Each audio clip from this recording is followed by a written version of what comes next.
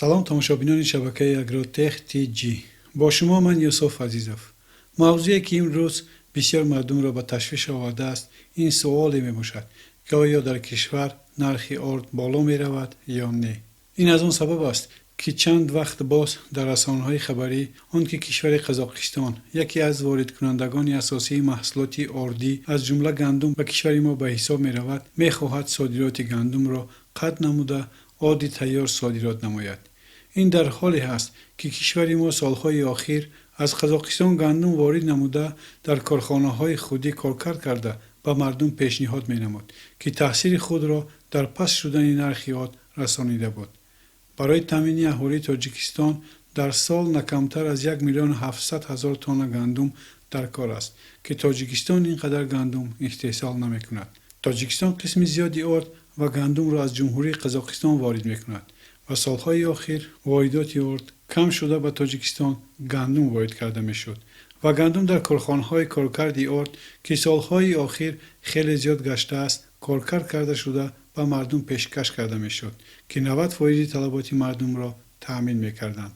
موافق معلومات وزارت اقتصاد و سودای کشور در 9 ماه سال روان واردات ارد نسبت سال 2017 14,800 تن کم گشته در حالی که واردات گندم تخمین به 68,200 تن زیاد گردید. در این دوره به جمهوری 25,100 تن ارد وارد گشت که 14,800 تن کم نسبت همین دوره سال گذشته می باشد. در برابر این زیادشوی واردات گندم به کشور حس کرده می شود که نسبت همین دوره سال گذشته 68,200 تن زیاد می باشد. در ماه‌های ینور سپتامبر سال روان به کشور 72,000 تن گندم به مبلغ 120.7 میلیون دلار واردات کرده شد. قسمی از همه زیاد گندم به کشور ما از جمهوری قزاقستان واردات کرده می شود. جمهوری قزاقستان باشد مسئله قطع کردن صادرات گندم را دیده برآمده ایستاده است. وی می‌خواهد که حاصل گرفته گندم را در کشور کارکرد کرده و دیگر کشورها همچون محصولات تیار یعنی ارد فروشد، نه بلکه همچون محصولات خام. این تصمیم قزاقستان با کار کامبینات‌های ارد کشور ما خلل وارد می‌کند و نرخ ارد نیز ممکن است بالا رود. این حال باشد نرخ ارد در بازار کشور بالا رفته است.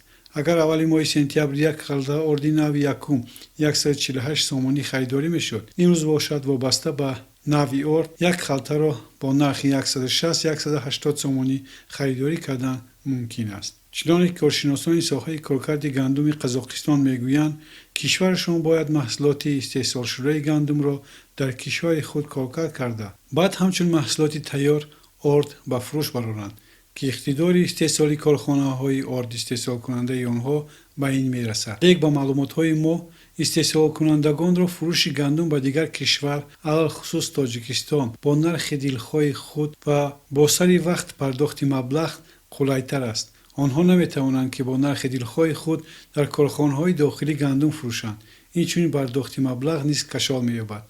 ولی حکومت قزاقستان می‌خواهد که با قرار حکومتی خود فروش گندم را قطع نماید. با معلومات‌های آمار قزاقستان در سال 21,700,000 تن گندم استحصال می‌کنند که با گفت آنها می‌تواند 20 میلیون تن آن را کارکرد نمایند.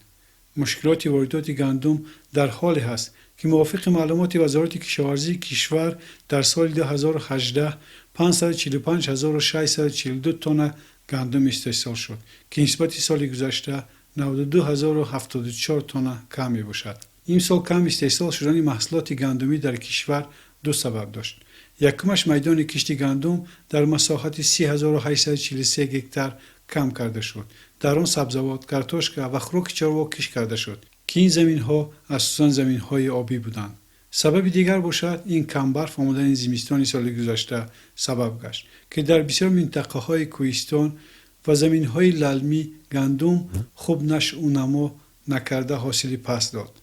متخصصان می‌خواستند که در برابر کم کردن زمین کشت از حساب بلند نمودن حاصل ناکی گندم مقدار ضروری حاصل را به دست آورند، ولی از سبب‌های قیمت و واردات بودن داروهای منرالی، سوزشواری، کمبودی آب، دسترس نبودن تخمی‌های سرحاصل و دیگر عامل‌ها نتوانستند که حاصل ضروری به دست آورند. امروزها تاجیکستان نوع بسیار تخمی‌ها را کشت می‌کند که در بین آنها نوهای محلی نوروز، پرزیدنت، زیراتکار، صداقت، سفیدک محلی، وطن، ارمون و دیگر که حاصلهای خوب میدهند. این چنین نوهای تخمی وارداتی بصیربای 97، ژاگر، کراسنودار، ایریشکا، الکس کش کرده میشوند. لیک تخمی های خوش صفت به همه دسترس نیست و این تخمی هایی که من نامبر کردم اینها همه در شرایط آبیاری حاصل خوب میدهند. ولی عالمان ما را باید درباره نوهای تخمی برای زمین‌های للمی را اختراع کنند، چون که کشت گندم در زمین‌های للمی قسم زیادی کشت این محصولات را در کشور تشکیل می‌دهد. راستی چنانه که تجربه ها نشان می‌دهد دهقانان ما را باید اولا مدنیت زراعتکاری را یاد دادن در کار، چون که چنانه که ما در محل‌ها می‌بینیم از طرف دهقانان اگرتکنیک کشت تماما رعایت کرده نمی‌شود. با اگرتکنیک کشت چی داخل می‌شود؟ چون من چه خیلی که گفتم انتخاب درست تخمی، مهلت کشت که باید حتما رعایت کرده شود که عامل اساسی نیست به حساب می‌رود. دهقانان ما با این تماما اهمیت نمی‌دهند.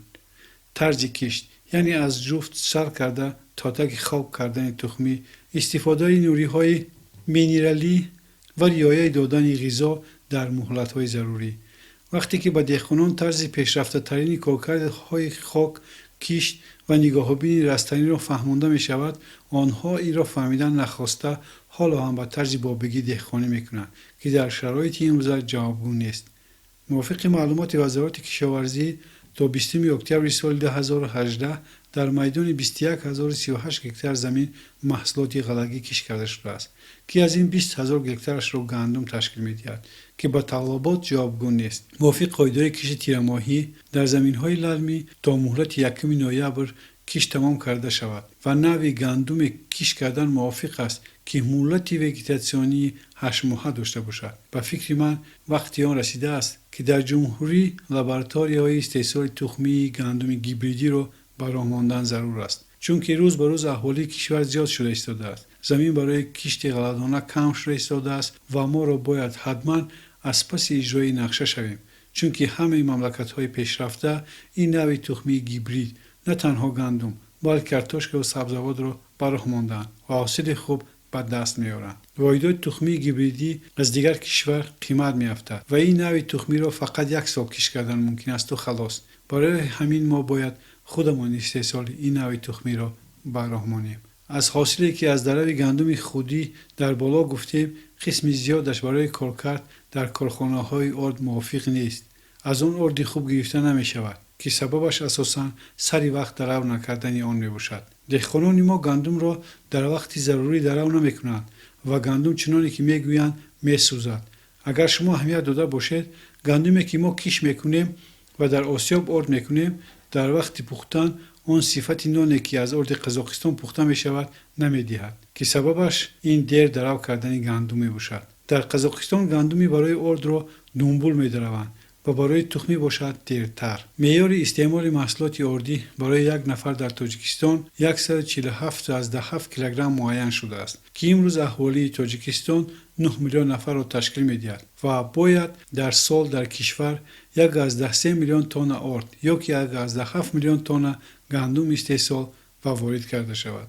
اگر در همه زمین‌های کشتی مملکت گندم کش کنیم و حاصل 27 سنتنر از هکتار حاصل هم گیریم نمی‌توانیم که طلبات کشور را از این محصولات برآورده کنیم. معیار استفاده محصولات آرد برای یک نفر در کشور نسبت معیار جهانی زیاد است که این را به اقلیم و خصوصیت‌های ملی ما نسبت می‌دهند. با عقیده کارشناسان اگر قزاقستان صادرات گندم را منع کند برای کارخانه‌های تاجیکستان به غیر بستن کارخانه‌های آرد که تاثیر بد به اقتصادیات کشور و مردم وارد می‌شود راه دیگر جستجوی دیگر کشورهای صادرات کننده گندم به حساب می‌رود. قطع شدن واردات گندم و کارکرد آن به ساحه‌های چاره‌داری نیز تاثیر خود را می‌رساند. یعنی در وقتی کارکرد گندم در کشور هم آرد از آن استحصال می‌شد و هم خوراک‌های چاروا نیز استحصال می‌شد که چاره‌داران از آن استفاده می‌بردند.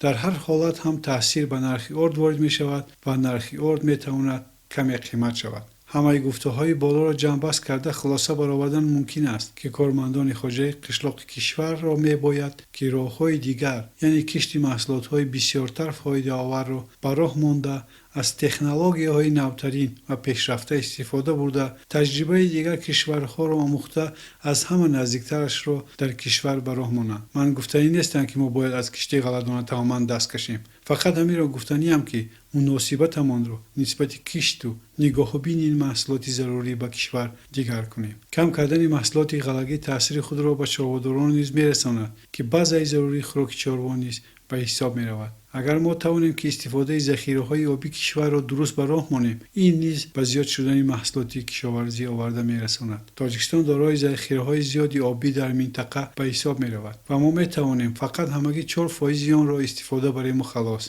در این باره در نوار آینده صحبت می‌کنیم. با ما باشید. با کانال یک را تخت جی ابونه شدن و لایک ماندن را فراموش نکنید.